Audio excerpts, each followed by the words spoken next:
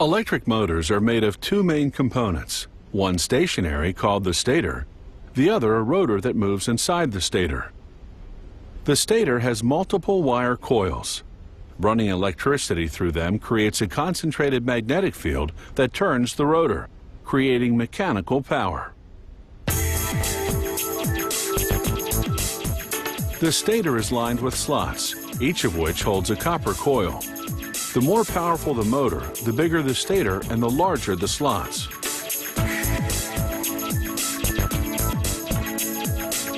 The first step is to line the slots with insulation. This insulation will keep the voltage confined to the coils.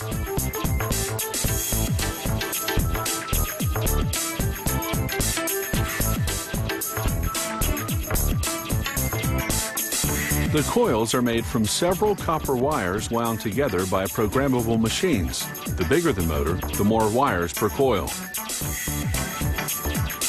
In this motor, each coil consists of 13 strands of copper wire.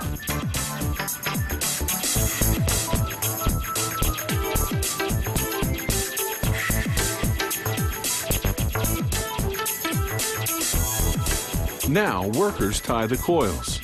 This prevents the wires from unraveling while being inserted into the stator slots.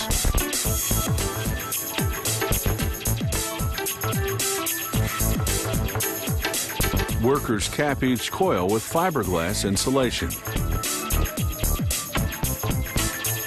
Then they insulate the portion of the coil left outside the slots with fiberglass sheets. Fiberglass wedges are inserted, locking the coils inside the slots. Once all the coils are inserted and insulated, workers begin preparing the connection. They slip an acrylic insulation sleeve over both ends of each coil. 13 coils, 26 ends. Then they group these insulated wires into large power cables. The number of wires per cable varies according to the speed and voltage of the motor.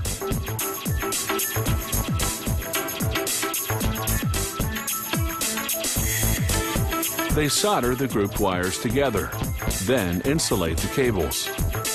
They tuck some inside the stator and leave others accessible to be attached to a power source when the motor's installed. Now, using a cord made of heat and chemical-resistant polyester, they bind the coils tightly to ensure they won't move when the motor spins. This unit of bound coils is known as the stator coil. They now submerge the stator in a polyester-based varnish and vacuum it right through. This thorough penetration makes the stator coil moisture-resistant.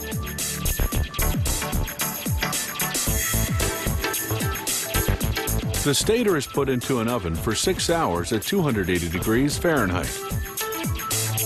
The varnish hardens, making the stator coil rigid. Now they have to balance the rotor. If it's off-kilter, the motor will vibrate, hampering performance. They balance it the same way a mechanic balances car tires, only with 100 times greater precision. Now they slowly slide the rotor into the stator. Careful not to damage the stator coil. The rotor will turn on steel bearings. They heat these bearings to expand them, so they'll install easily. Then they blow on cold air to shrink them to a tight fit. It's the same process with the motor's back cover.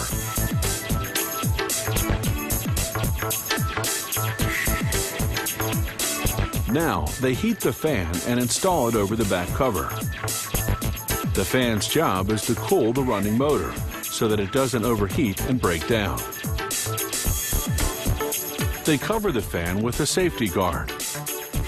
Then install a cover on the front of the motor as well.